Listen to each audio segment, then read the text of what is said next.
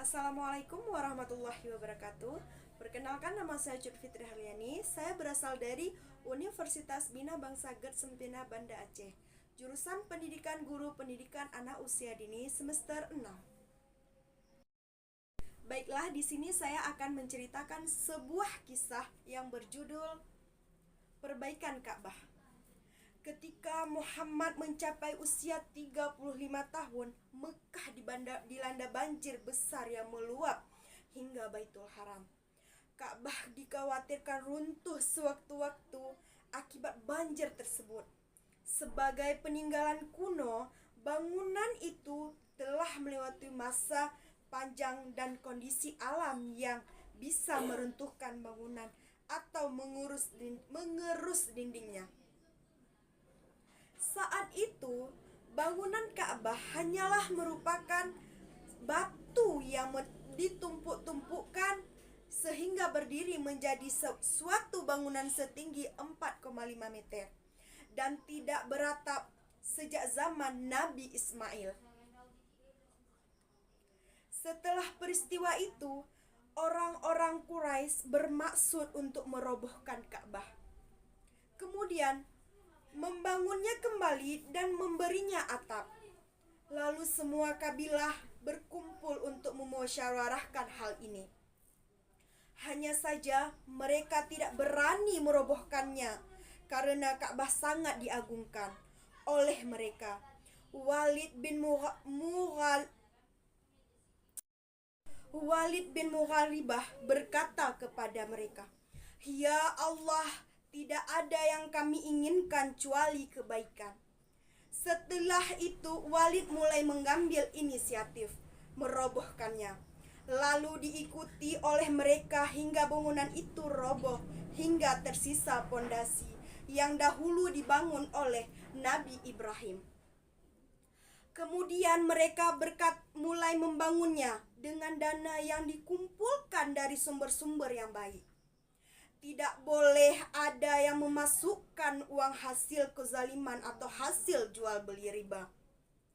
Mulailah orang-orang berpandang dari kabilah Quraisy memanggul batu-batu di atas pundak mereka, dan Abbas, paman Muhammad, bersama beliau termasuk orang-orang yang memanggul batu-batu tersebut.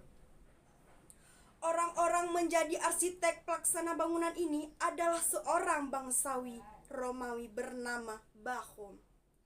Akan tetapi, dana dari barang halal sangat terbatas dan tidak cukup untuk menyempurnakan bangunan tersebut hingga sampai pada fondasi-fondasi Nabi Ismail.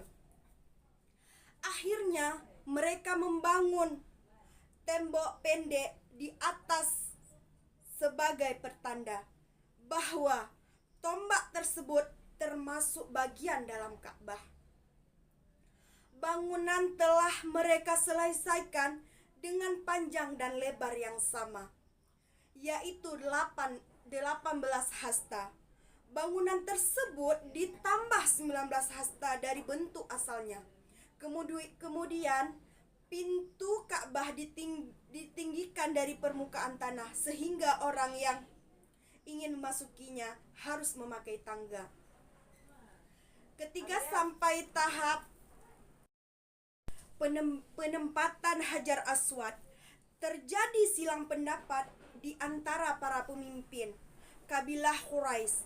Siapakah di antara mereka yang berhak meletakkannya?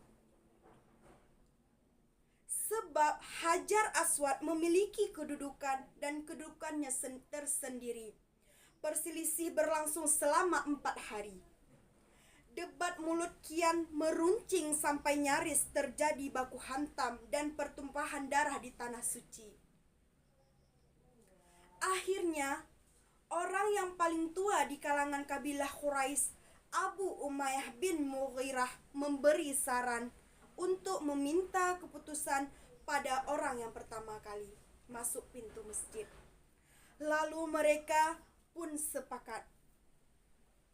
Ternyata yang pertama kali masuk masjid adalah Muhammad.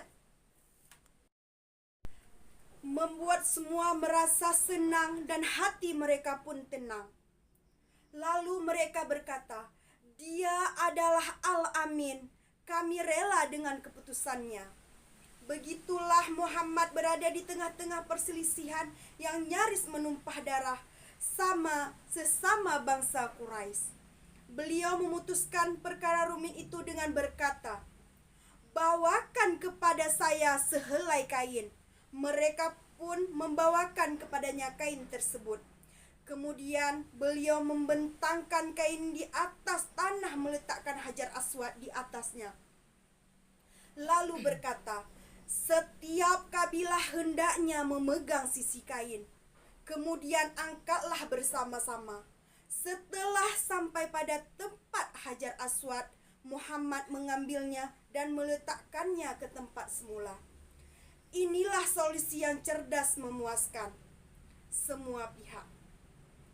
Semua dapat menyaksikan kecermerlangan akal beliau, kecerdasan pikiran dan ketelepasan beliau dari hawa nafsu dan kesesatan. Demikian Muhammad hidup berbaur bersama kaumnya, walaupun keyakinan mereka saling berlainan dan berbeda jauh dalam beribadah. Tetapi beliau hidup di tengah-tengah mereka hingga mereka dapat menyaksikan perangai beliau dan memujinya.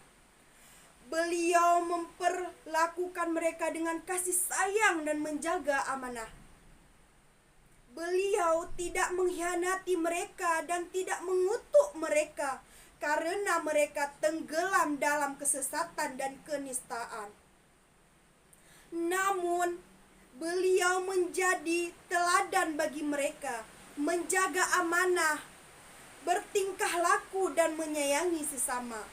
Sehingga hal tersebut menjadi alasan kuat bagi mereka untuk mempercayainya saat risalah dari langit diturunkan kepadanya. Cukup sekian kisah singkat dari saya yang berjudul Perbaikan Ka'bah.